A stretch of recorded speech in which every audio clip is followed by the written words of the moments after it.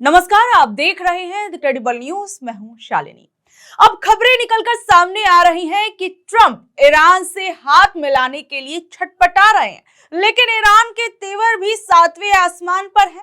America के राष्ट्रपति Donald Trump अब ईरान के साथ चल रही इस लड़ाई को किसी भी तरीके से खत्म करना चाहते हैं। इसलिए ट्रंप की टीम में शामिल जेरेड कुशनर और स्टीव विटकॉफ अंदर ही अंदर बात करने की कोशिशें कर रही हैं। ये तमाम खबरें इस वक्त निकलकर सामने आ रही हैं, लेकिन मामला उलझा हुआ है क्योंकि ईरान ने अपनी शर्तें रख दी हैं। ईरान का साफ कहना है कि अगर शांति चाहते हो तो पहले बम गिराना बंद करो और जो हमारा नुकसान हुआ है उसका पैसा यानी मुआवजा दो।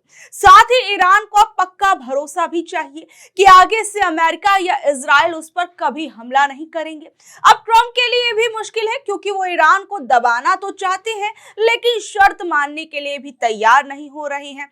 अब देखते हैं कि इन दोनों देशों के बीच में क्या आगे कोई बातचीत निकलकर सामने आती है या नहीं आती। इधर ट्रंप कह रहे हैं कि ईरान अपना परमाणु प्रोग्राम बंद कर दे, अपनी मिसाइलें फेंक दे, लेकिन हर्जाने के नाम पर वो 1 रुपया देने को भी तैयार नहीं है। वहीं कतर और ब्रिटेन जैसे देशों को लेकर ये खबरें सामने आ रही हैं कि वो बीच बचाव करने की कोशिशें कर रहे हैं, लेकिन बात बनती हुई नजर नहीं आ रही है।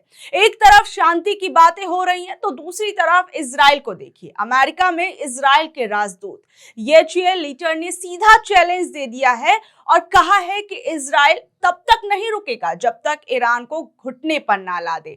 इजराइल कह रहा है कि वो ऐसे पड़ोसी के साथ कभी चैन से नहीं रह सकता जो रोज उन पर मिसाइलें बरसा रहा है। वहीं इजराइल ने सोमवार को तेहरान पर बमबारी की, लेकिन सबसे बड़ा सवाल यहाँ पर यही है कि क्या इजराइल इस दलदल में अकेले टिक पाएगा या फिर अपने साथ अमेरिका का भी भारी नुकसान करवा कर रहेगा। वहीं ईरान के पास एक और ऐसा पत्ता है जिसके चलते दुनिया की जेब ढीली हो रही है और आगे हो सकता है कि अगर ये युद्ध लंबा चला तो ये जेब और ज्यादा ढीली हो सकती है। वो है स्ट्रेट ऑफ हॉर्मुज। ईरान के राष्ट्रपति ने खुल्लम खुल्ला कह दिया है कि अगर उनके परमाणु ठिकानों को हाथ लगाया गया तो वो इस समुद्री रास्ते को भी ब्लॉक कर देंगे। ईरान की जनता भी सड़कों पर है और करमन से लेकर उर्मिया तक लोग नए सुप्रीम लीडर मुस्तफा खामनेई की तस्वीरें लेकर अमेरिका और इजराइल को ललकार रहे हैं और ये अब सिर्फ फौज की नहीं बल्कि आम जनता की भी जंग बन गई है। वहीं अमेरिका के पूर्व रक्षा मंत्री और CIA चीफ लियोन पेनेटा ने तो ट्रंप की रणनीति की धज्जियां उड़ा दी हैं। उन्होंने गार्जियन अखबार से कहा कि ट्रंप इस वक्त इधर कुआं उधर खाई वाले हालातों में फंस चुके हैं। पेनेटा का मानना है कि 3 हफ्ते बीत गए लेकिन ट्रंप के पास इस लड़ाई से निकलने का कोई भी ठोस प्लान नहीं है, कोई भी एग्जिट स्ट्रेटजी नहीं है। वो कभी शांति की बात करते हैं तो कभी इजराइल को उकसाते हैं और कभी कहते हैं कि ये युद्ध जो है वो जल्द खत्म हो जाएगा। ये कंफ्यूजन दुनिया को कमजोरी का संदेश दे रहा है। पेनेटा ने तंज कसते हुए कहा कि अगर टीवी पर आकर अपनी जीत का ऐलान कर भी दे ट्रंप, पर बम गिराना बंद नहीं किए तो उस जीत का भी कोई मतलब नहीं रह जाएगा। तो दोस्तों, कहानी अब उस मोड़ पर है जहां से पीछे मुड़ना मुश्किल है, लेकिन सवाल यहां पर यह है कि क्या ट्रंप ईरान की शर्तें मानकर अपनी साख बचाएंगे या फिर इजराइल की जिद पूरी दुनिया को खतरे में डाल देगी। और तेल की बढ़ती कीमतें और देश के अंदर गिरता सपोर्ट भी ट्रंप के लिए किसी बुरे सपने से कम नहीं है। वहीं दूसरी ओर भारत के अंदर आज विपक्ष ने अमेरिका इजराइल की ईरान से जंग को लेकर, पश्चिम एशिया के हालातों को भी लेकर और इसके भारत पर पड़ रहे असर को लेकर हंगामा किया। वहीं जंग के कारण देश में तेल और गैस की कमी मुद्दा जो है वो बनाया गया है। बहरहाल इसे लेकर विपक्ष जो था वो प्रदर्शन कर रहा था। वहीं दूसरी ओर ये भी खबर सामने आई कि कल प्रधानमंत्री मोदी की अध्यक्षता में अमेरिका इजराइल की ईरान से जंग के कारण पश्चिम एशिया में बने संघर्ष के हालात पर एक कैबिनेट कमेटी ऑन सिक्योरिटी की बैठक हुई जो एक लंबे समय तक चली।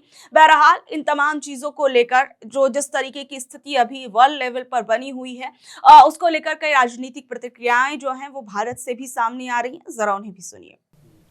सांसद जी, जो युद्ध चल रहा है, आप लगातार पहले दिन से इसका विरोध भी कर रहे हैं और चीज़ों को समझाने में कोशिश कर रहे हैं। इजराइल और ईरान की बहुत पहले से ही आपस में बनती नहीं थी, दुश्मन थी जो भी चीज़ें थी, उनमें युद्ध की स्थिति बनी। अमेरिका इसमें बीच में कूद पड़ा। क्या देखते हैं, कैसे इस चीज़ को आगे? देखिए, यह दुनिया के अंदर अमेरिका की दादागिरी को ख़त्म करने वाला युद्ध होगा। जब किसी भी चीज़ की अति हो जाती है तो उसका अंत ऐसे ही होता है, जो मुझे लगता है। ईरान को कमतर आंकने वालों को ईरान ने जवाब दे दिया कि आप एक फोड़ोगे तो हम 10 फोड़ेंगे। ईरान ने अपनी ताकत का एहसास करा दिया है। अब चाहे ये सारे देश मिलकर के उस पर हमला करें, उसने तो तय कर लिया कि मुझे तो ख़त्म होना है, लेकिन क्योंकि वो अपने अस्तित्व की जंग लड़ रहा है। वहाँ की भौगोलिक अगर आप स्थिति देखेंगे तो इन बमों से, इनसे आप उसको दबा नहीं सकते। वहाँ पहाड़ हैं, समंदर के किनारे ऐसे हैं कि जो पूरे के पूरे व्यापार को रोक देंगे। स्ट्रेट ऑफ हॉर्मुज़ वही है। पहाड़ हैं, पहाड़ के नीचे उन्होंने अपने पूरे के पूरे सेंटर्स बनाए हुए हैं। आप मारते रहो blaster bomb, cluster bomb, bunker buster bomb, उससे कोई फ़र्क नहीं पड़ता उन पर। कुछ नुकसान नहीं कर पाए अब तक। रोज़ बता देते हैं ट्रंप मैंने ख़त्म कर दिया, मैंने कर दिया, वो 4 और मारता है। और अभी कह रहा है कि मैंने भी पुरानी 40 साल से तैयारी कर रहा हूँ, अभी तो जंग खाई हुई मिसाइलें मारी हैं मैंने। जंग खाई हुई मिसाइलों में उन्होंने धुआं कर दिया है। तो ये बोल रात भी उन्होंने परमाणु ठिकाने पर हमला किया, उसने इजराइल के परमाणु ठिकाने पर हमला कर दिया। और हमला ऐसा किया कि रोक नहीं पाया कोई, ना थाड ना पैट्रियट, कोई रोक नहीं पाया। तो ईरान को कमतर नहीं आंकना। और अब अगर ये युद्ध बढ़ेगा तो निश्चित जान लीजिए कि विश्व के अंदर बर्बादी होगी। और ये लोगों को तय करना पड़ेगा कि आपको एक की दादागिरी का स्वीकार नहीं है, क्योंकि अब तय करने का वक्त आ गया। अब बहुत लंबा टाइम नहीं रहा है। अब मैंने 20 दिन पहले जब ये युद्ध शुरू हुआ था उस दिन कहा था कि ईरान नहीं हारेगा, तो हमारी बात को शायद कुछ लोग मजाक समझ रहे थे, लेकिन आज स्थिति सामने है और इसका भुगतान हमारे देश को बहुत करना पड़ेगा। कम करना पड़ता, अब ज़्यादा करना पड़ेगा। अगर प्रधानमंत्री जी थोड़ी सी अपनी विदेश नीति को, अपनी कूटनीति को समझ गए होते और समझ करके फैसले लेते तो नुकसान कम होता। नुकसान तब भी होता, ऐसा नहीं कि नुकसान नहीं होता, नुकसान तब भी होता, लेकिन कम होता। अब बहुत होगा। अभी तो ये आप दबा लीजिए इलेक्शन तक, क्योंकि हर चीज़ तो यहाँ चुनावी मोड में रहती है। आप चुनावी मोड में कितने दिन दबा पाओगे? एक सीमा होगी ना। कहाँ $40 प्रति बैरल आपको मिल रहा था तेल, $25 तक भी आया, $25 तक भी आया। अंबानी और अडानी को आपने चढ़ा दिया आसमान के ऊपर। कितना पैसा कमाया उन्होंने। सस्ता तेल लेते थे, महंगा तेल आगे बेच देते थे। उसमें भारत का हित नहीं था, व्यक्ति हित था। भारत के लोगों को तो तेल सस्ता मिला नहीं कि भारत के लोगों को तेल सस्ता मिलाओ। तेल तो वही है ना। जब $135, $120 के ऊपर, $125 के ऊपर प्रति बैरल तेल मिल रहा था, तो पिछले आप 10-12 साल में देखिए तेल तो वही है ना। तेल तो वही है।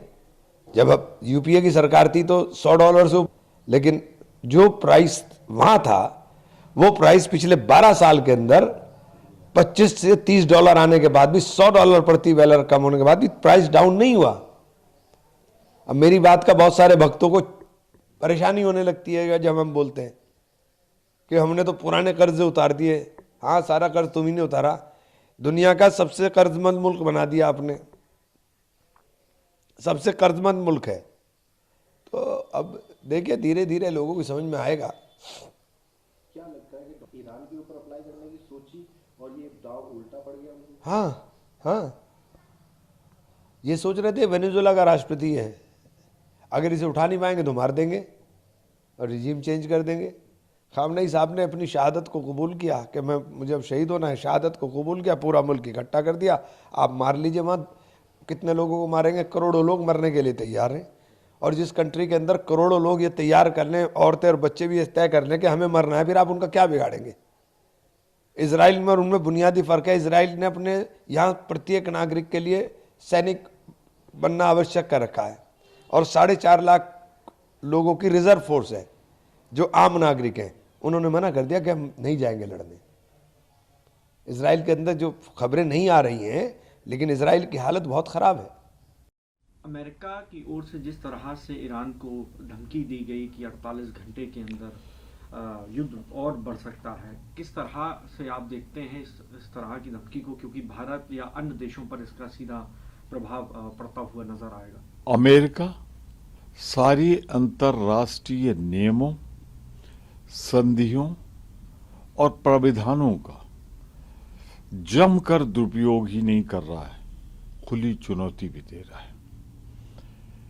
ईरान से क्या मतलब है अमेरिका का? हजारों किलोमीटर दूर बैठा हुआ है, वो सिर्फ एक बृहत इजराइल को मदद देने के लिए इतनी दूर आके नरसंहार की इंतहा कर दी। मैं सिर्फ इतना कहना चाहता हूं, ये अमेरिका का जो कदम है अंतर्राष्ट्रीय नियमों, मानकों, संधियों का खुला उल्लंघन है और एक जिम्मेदार राष्ट्र के रूप में नहीं, वो एक धमकी देने वाले ऐसे देश के रूप में उभर रहा है जहां उसकी जितनी निंदा की जाए कम है। कहा तो था कि वो हम पर मारक क्षमता वाले परमाणु या मिसाइल न बना सके। दूसरी तरफ अमेरिका कह रहा है कि हमने सब नष्ट कर दिया है, तो उसके बाद युद्ध क्यों?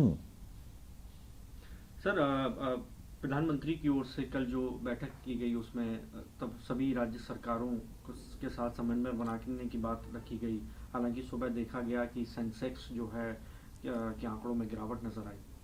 देखिए, दुर्भाग्य से मोदी की अपरिपक्वता, चीजों को न समझना, अपने आप को लाद देना, अपने हित और भारतीय जनता पार्टी के हित को ऊपर रखना, देश के हित की चिंता न करना महंगा पड़ रहा है भारतवर्ष को। जिस तरह ईरान युद्ध में लेबनान के साथ, ईरान जिसने हमें कच्चा तेल आजादी के बाद तब दिया जब हम अपने पैरों पे आत्मनिर्भर भी नहीं थे, उसके राष्ट्राध्यक्ष सर्वोच्च नेता का हत्या पर इनकी खामोशी भारत जैसे स्वाभिमानी और महान देश के लिए कहीं से भी उचित नहीं। तो बहरहाल आप लोग इस बारे में अब क्या कुछ कहेंगे, नीचे दे कमेंट बॉक्स में जरूर अपनी राय बताइएगा और ऐसी अपडेट से जुड़े रहने के लिए देखते रहिए द क्रेडिबल न्यूज। मैं हूं शालिनी, धन्यवाद।